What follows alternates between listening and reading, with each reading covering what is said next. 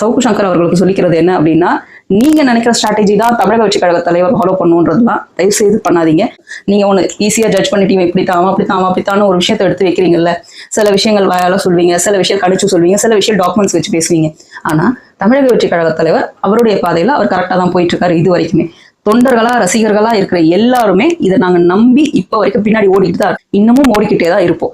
அடுத்த விஷயம் பாத்தீங்கன்னா, எடப்பாடி ஐயா போற பரப்புரையர்கள் இடத்துல எல்லாம் இப்ப தமிழக வெற்றி கழகத்தின் கொடி பறக்குது பாத்தீங்களா, நமக்கு அவர்களுடைய சப்போர்ட் இருக்குன்ற மாதிரி பரப்புரையில பேச்சு பேசப்படுது. நான் என்ன சொல்றேன், கொடி பறக்குது இல்லையா, அந்த கொடி புடிச்சிட்டு இருக்கவங்களோட ட்ரெஸ்ஸுங்க வச்சீங்கன்னா தெரியும், ரெட்டையில ட்ரெஸ் போட்டிருக்காங்க.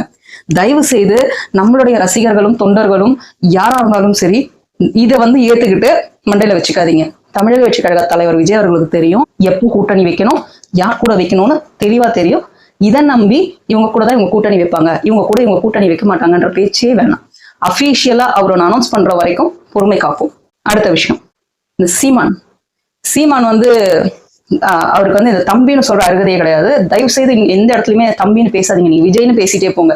தம்பின்னு சொல்றது அப்புறம் சேர்த்தள்ளி வீசுறது வேணவே வேணாம். நீங்க தாராளமா விஜய்னே பேசிட்டு போங்க. இவர் என்ன சொல்றாரு, எதுக்கு சிபிஐக்கு கேட்கறாங்க, எதனால சிபிஐக்கு, ஏன் தமிழக அரசு காவல்துறை என்ன அவ்வளவு இதுவா போயிடுச்சா அப்படின்னு கேட்கிறாரு. எனக்கு இப்பதான் ஒரு டவுட்டே வருது. இந்த கரூர் விஷயத்துல நிறைய பேர் மேல சந்தேகம் இருக்கு இல்லையா, அந்த சந்தேகத்துல உங்களுக்கு ஏதாவது கை இருக்கா? தயவு செய்து பார்த்துக்கோங்க.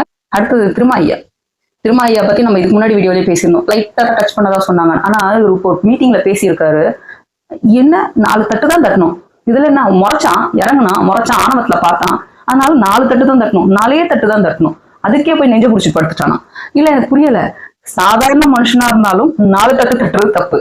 ஆனா நீங்க ஒரு பொசிஷன்ல இருக்கீங்க, ஒரு தலைவர்ன்ற இதுல இருக்கீங்க, அங்க இருந்துட்டு நீங்க இந்த வார்த்தையை சொல்லலாமா? அப்போ உங்க மக்களுக்கு நீங்க என்ன சொல்ல விரும்புறீங்க, உங்க தொண்டர்களை நீங்க எப்படி வழி நடத்துறீங்க?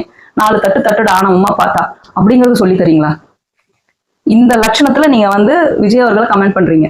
விஜய் அவர்கள் பின்னாடி இருக்கிற கூட்டம் தற்கொலை கூட்டம்னு தெரிஞ்சுக்கோங்க. உங்களை மாதிரி உங்க தொண்டர்கள் மாதிரி எந்த ஒரு கூட்டமும் இங்க கிடையாது. இங்க இருக்கிற கூட்டம் தமிழக வெற்றி கழக தலைவர் விஜய் அவர்கள் முகத்தை பார்த்து வந்தது. அவர் பேச்சுக்கு இணங்கி எந்த ஒரு பிரச்சனைக்கும் போகாம என்ன சொல்றாரோ அதுபடி நடந்துட்டு இருக்காங்க. இது உண்மையான அன்பு. அது உண்மையான அன்பு இல்ல, ஃபுல்லா போட்டியும் பொறாமையும் கூடி கிடக்குது. ஒரு தலைவரா இருந்துகிட்டு தன் தொண்டர்கள் தலைவர் அந்த வார்த்தை சொல்லும் போது 4 தட்டு தான் தட்டணும், 4 தட்டு தான் தட்டணும், நெஞ்ச புடிச்சுக்கிட்டான் அப்படின்னு சொல்றதுக்கு அங்க சில பேர் கை தட்டுறாங்க பாத்தீங்களா? அந்த சில பேர் நினைச்சா நிஜமா பயமா இருக்கு. இந்த மாதிரி கும்பலை சேர்த்துக்கிட்டு தான் திராவிட முன்னேற்ற கழகம் கட்சி கூட்டணின்னு சொல்லிட்டு இருக்காங்க. தலைவர்ன்ற தகுதியை இழந்துகிட்டே வரீங்க ஒரு நாளும்ன்றத உங்களுக்கே தெரியாம நடந்துகிட்டு இருக்கு.